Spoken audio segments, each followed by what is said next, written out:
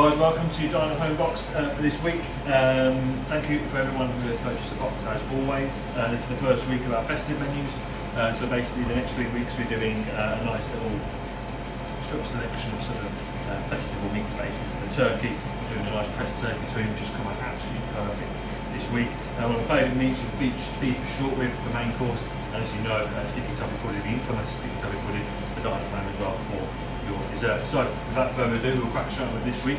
For the festive menus, we chose to use a beautiful Cotswold Crunch, which is an 8-seeded loaf, specifically for these festive menus. It's a delicious flour, and obviously it tastes absolutely delicious as well. We treat it exactly the same, 180 degrees, 5 minutes into the oven. But this week I would recommend to serve this with your starter, because your starter is a nice classic terrine. I think the bread would be perfect. Any newcomers, obviously, to tear and share. So once it's baked, bake it whole.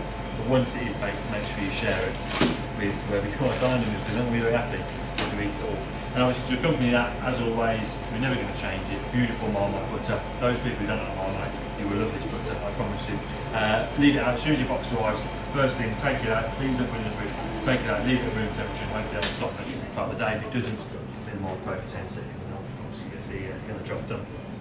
Okay, so let's move straight onto our starter, which is your first course.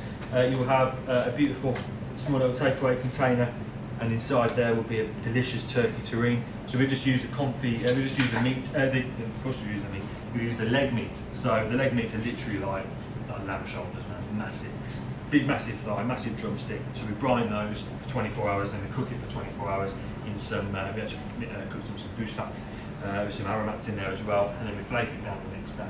Any liquid that comes out of it, we reduce that we just call it stock. We reduce that down and then ban that back through for the terrine as well. With some roasted pistachios and some beautiful sage and onion stuffing in there as well, and I've put some chopped sage and chopped parsley, got a little bit of flake of colour, and the terrine is just awesome. But make sure you bring that out way before, especially in these cold nights as well. It needs to be sort of room temperature, sort of soft. If you get it straight out of the fridge instantly and obviously want to cut it, it's going to sort of be like spam.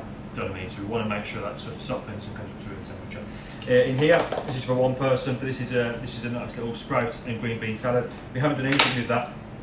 To be fair, we just blanched them and cooked them thoroughly. But this is what your beautiful truffle vinaigrette's for. We've been I've been very generous with that. You can see the truffle all in the bottom, so it basically meets the truffle and put that through a beautiful dressing with some truffle oil, and then a real zingy, zesty cranberry ketchup. Which obviously cranberries are quite sour anyway, so we've had a little bit of sugar to cook those out, and then when we've blended it, we've had that little pickling liquor in with it as well. Just go easy on that to start with, because it is super strong, and obviously it'll keep absolutely ages in the fridge anyway. So yeah, you're welcome on that one as well. So without further ado, let's crack on with the starter. Obviously, I'd recommend, as I said before, I would definitely recommend to serve this with your bread course. If I was you, I'd just place the terrine stuck in the middle. A little tip we always used to do in the restaurants was just literally top it off, because it's a bit sort of matte in colour. So just to top it off, we'd always put a little bit of oil on top, it's a bit of extra virgin olive oil. Again, that is like proper fancy and completely unnecessary. You don't really need to do it. It's just if you've got fancy doing something a bit extra special, showing off a little bit, go for it. Okay, I'm just going to grab a quick mixing bowl. In fact, no, I'll mix them in here. Plenty of it. Okay, so you've got your sprouts and your green beans in there. Obviously, you've got your delicious truffle vinaigrette, and then with a clean spoon, give this a nice little mix. Just make sure you get those truffle pieces all up, and then they're all sort of emulsified. Wow, the smell of that is absolutely unbelievable. So half and half, guys. Obviously, this is for 2 people. You don't need loads of it. You don't want it swimming in it.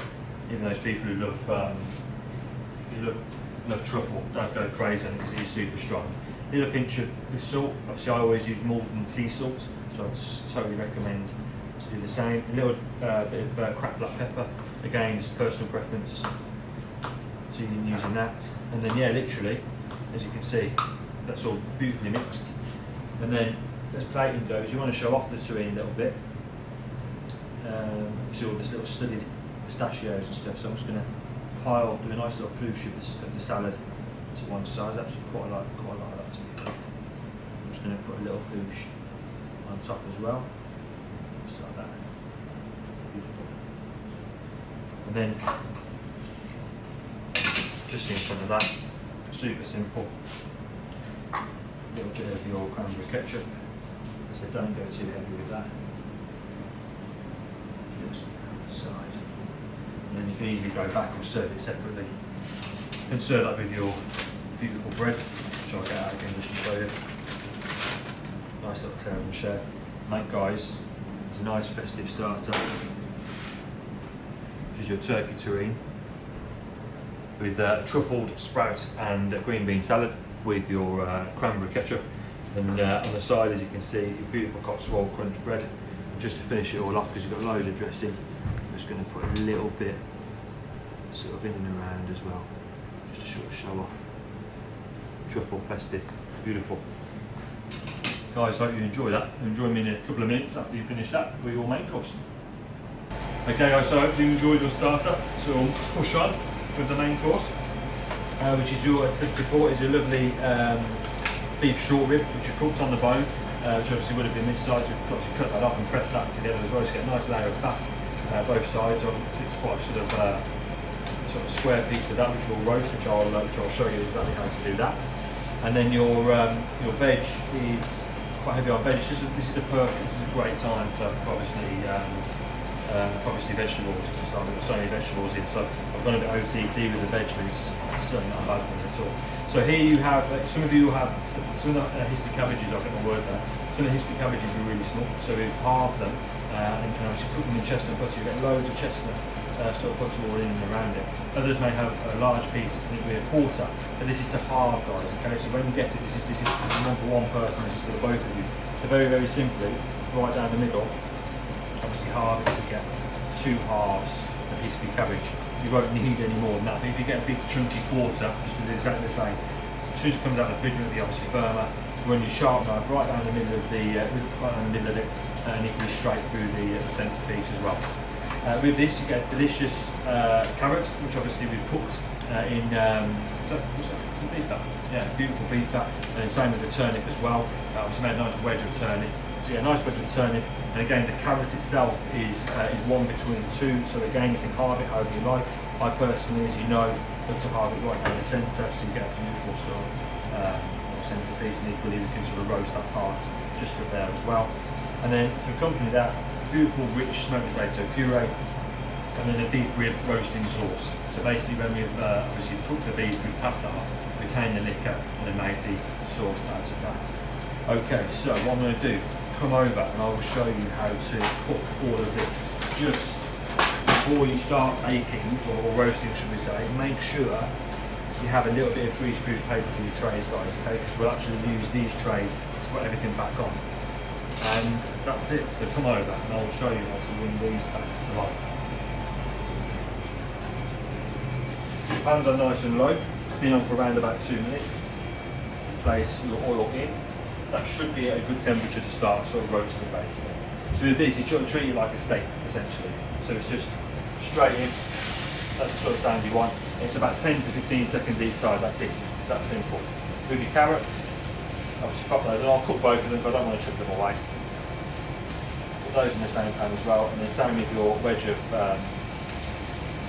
Swede straight in as well. Your cabbage shouldn't need anywhere near that. If you would like to put some colour on that side, you're more than welcome. Obviously put it into the pan, it's no problem at all. I would personally recommend just to leave that on the tray. I'm going to get the greaseproof paper. You'll only need this, should only need this for the beef. Just to stop it sticking from the bottom, but that's the sort of colour you want on the outside. If your piece of beef hasn't been cut on the outside, that's no problem at all. Just obviously just follow the same pattern. And equally, some of you might have 2 smaller pieces each, but just follow the exact same thing. And to be honest, the reheating is exactly the same as well. It'll take about 10 minutes, that's all. So regardless if it's small, or you get 2 small pieces each, or 1 larger piece each, it's exactly the same as reheating. So very simply, just colour in all those sides. We'll actually do all the sides, essentially 6 sides will obviously colour. And then here you just want a nice bit of colour, maybe starting to colour on the outside. You can just leave that, not worry, forget about it. And exactly the same as you can start to colour it there. I suppose the colorisation is totally up to you, it depends how sort of roasted you want it. I really like a lot of my vegetables like heavily roasted, because to look at flavour. Essentially it's the natural sugars of those ingredients that are coming out and caramelising. So essentially that's what I sort of enjoy. But again, if you don't want a heavily roasted carrot, don't worry about it. Don't heavily roast it.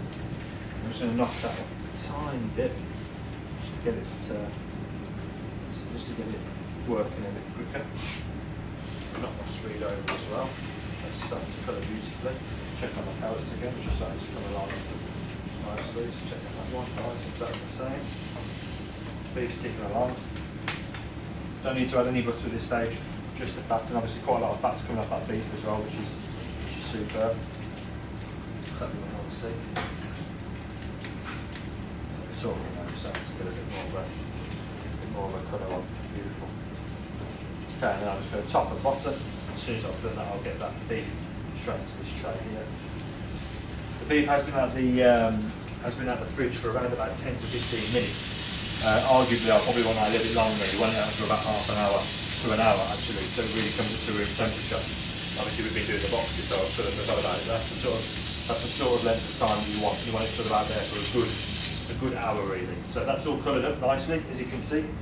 The Swede's starting to colour up nicely as well, as are my carrots. As you can see, there's a nice dark colour coming off them, so it's nearly ready for the butter. Perfect. Pop those in, knock that down, so we always stay in control. I'll put that Swede over again there, and then just a couple of knobs of butter on top. That's it, and do just one. That butter going all in and around those edges.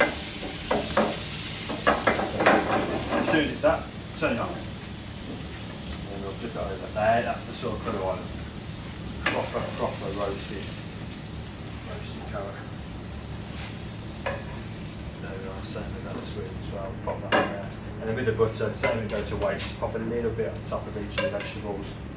And essentially, it's a little bit of sort of fat, beef fat as well, isn't it? Just show us a waste there.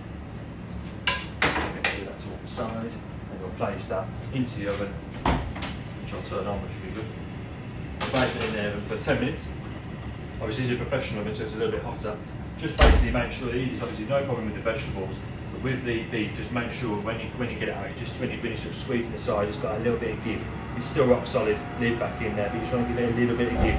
Not obviously super soft, just one piece of meat. Just make sure it's got a little bit of give. But I'll show you that in 10 minutes when I take this out, and then we can start to plate. See you in a bit.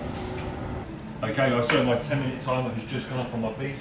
My sauce is on, ticking over on a really low heat. It's too small for the hob, so I have to keep it on the right hand side. Now I've just put my smoked potato puree, which is essentially a very sort of slightly thin mash, into the microwave. As you can see, my lid has been well and truly destroyed. So please be careful. I've never seen that before, so please be careful. Obviously with that, it didn't pop off when I do it. It didn't pop off or anything. It just literally just melted. So I'm going to get my tray out of the oven. Which essentially got holding on. As you can see, I mean the smell is just unbelievable. The reason why I sort of did, just been speaking to Michael, and the reason why I sort of did these dishes because for Christmas for me it's super comforting. It's all about sort of feeling full at the end of it, obviously, and eating as much as you possibly can. So for me this is like using all the veg with like obviously chestnut butter, honey glazed parsnips, beautiful beef that turkey, and beautiful beef on the side as well. And then with that you can sort of, can you see that okay? Yeah. So when you squeeze it in, see how it's sort of almost falling apart there, that's how you want it. So I just don't want you to, I mean, if you overcook it, it's going to go rock solid, but listen, it's at 10 minutes. The fat should all just nice and soften, and that should be the exact texture that you get, guys, okay? With my sauce, I can hear it ticking up here, so as you probably can as well. I'm just going to take that off. Beautiful roasting sauce. There's some Monty in there as well, which is beautiful. The smell, it seems absolutely fantastic.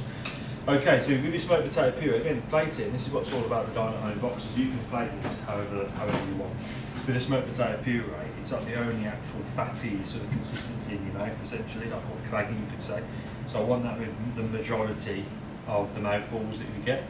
And I'm saying this, obviously, you know, you can, again, plate it however you like. I'm just going to put a dollop in the centre and very gently sort of soften it so it goes into like a circle. I'm going to plate the dish, predominantly sort of around that. And what I mean is, so when you almost go in to eat it, you're going to be encouraged to take the smoked potato puree and nearly everything yourself. So the main event being obviously the beef, I'll put that just in. The cabbage being a very large element of this dish, I'm going to pop that just to the side. And again the wedge, turn it. was going to go on, I think I might just come, yeah, that's better. Carrot, just like that. Yeah. And then with the sauce, it's very simply baked that on top of the beef, and get it on your cabbage, nice all over. And if that isn't a winter warmer, I really don't know what it is, to be fair. It smells just unbelievable. So you've got your beautiful braised short rib beef with your smoked potato puree in the centre, hispy cabbage, which has obviously been cooked with your chestnut butter, your beef fat turnip, and your honey glazed carrot. They've obviously roasted it, finished off with your beef rib sauce. Guys, get stuck into that. That will really fill the hole for sure. And we'll join you after the main course for some beautiful sticky toffee pudding. See you in a bit. Right then guys, okay, so on to your dessert. Hope you enjoyed your main course. Me and Mike have just absolutely demolished that and thought it was lovely, really comforting, warm, and beef was delicious. And yeah, really happy, so hopefully you are guys as well. Okay, so for your dessert, you have got the one and only Dine at Home sticky toffee pudding. It is absolutely delicious. So Dine at Home sticky toffee pudding with butterscotch sauce.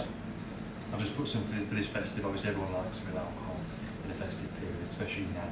This is rum soaked raisins, and also we have clotted cream ice cream, which was literally, this did set up super firm, so you've got a couple of plushes obviously there. This did set up really firm, so make sure you just get that out, probably around about your sort of starters, probably pop it into the fridge, and yeah, just allow it to soften. If you're a bit scared, just check it just before your main course or just before you're going to have your dessert, just to make sure it hasn't softened too much. But I really don't think it will. It's because the cream is obviously solid. It's set really firm. So yeah, don't panic too much with those. So for reheating this, it couldn't be simpler. I would place I'd place your, depending on size obviously, but you can heat these up individually if you like. So I'm going to put it into the serving bowl and place it into the microwave with the butterscotch sauce for 30 to 60 seconds to make sure it's nice and warm through. The rum soaked raisins are literally just over room temperature, but again you can warm those in as well if you like them warm. It's totally up to you. And obviously your ice cream is to be baked at 180 for 5. That's out of the freezer guys, okay, so make sure that's nice and cool. Okay, so these in the microwave for 30 seconds each, all together for a minute, and join me after I've heated these two up and I'll go through the plating. But guys, I mean, you're going to be able to plate it pretty simply yourself, but join me in a minute. Okay guys, so it's actually 45 seconds I heated that up for, and then the smell is just absolutely delicious. So that's obviously still in the bowl there. The beautiful butterscotch sauce is nice and loose now and beautifully hot. I'm just about to pop one of those things up. Look at the face full of butterscotch sauce. I've had worse in my face to be fair. So. Anyway, so back to this. Obviously your rochet of ice cream is in the freezer, and you just spoon that off and obviously pop it on. Save on portions. I've just quickly churned this, so I'm just going to do a nice large spoon of that. I'm not going to be neat with it, just going to pop it on there, just because it all goes down the same way at the end of the day. Pop that by the side, it will start to melt almost straight away, I would have thought, because of your warm bowl and obviously your warm sticky toffee. With your raisins, we've done about 10, 12, 15 each, and we've got quite a lot basically, put those in there. So just make sure you get those in because that will go so well. It's almost like we're going for obviously rum and raisin, but we can't. Our churn is a blender, so we essentially blend the ice cream, so it will just blend all the sultanas in, so you'll just get this, yeah, it's not very nice mix basically. So I like to get them whole, and plus you get a beautiful burst of rum when you're eating it. So there we are guys, your sticky toffee pudding with a load of rum soaked raisins and your clotted cream ice cream finished off with your beautiful butterscotch sauce. And as always, I'm never too shy on serving that. There's loads of that, and that'll keep as well. And then guys, that is to finish off your free course. Couldn't be easier, couldn't be more delicious, perfect for this time. And then after that, we've done some, just for the festive week, we've done some mince pies, which you'll have in a nice little takeaway container. Here, which are in here, and they're obviously to enjoy. We really like these, to be fair. There's 2 mini little mince pies, and then they're to enjoy with obviously tea, coffee, or a little digestive. And yeah, that's it, guys. That concludes our Dine at Home week 1 of the festive menu. I hope you thoroughly enjoyed it. Next week we're going to do too early for turkey, so we've got 2 menus next week, which is obviously this one is carrying on until just the week before Christmas, and also the too early for turkey one is as well. So check that out. New website should launch tomorrow, so check that out, Dine at Home, which will be all over the socials. And we've still got a few boxes left for we've actually still got a few boxes left for Christmas and New Year. and the remainder of December as well. So if you like what you're eating, guys, spread the word, spread the love. Obviously, support local. We are just a tiny little business in Lichfield, so support local, and yeah, check us out on the new website. Other than that, guys, stay safe and enjoy the Dine box. And that's it, guys. Thank you very much. See you next week, same time, same place.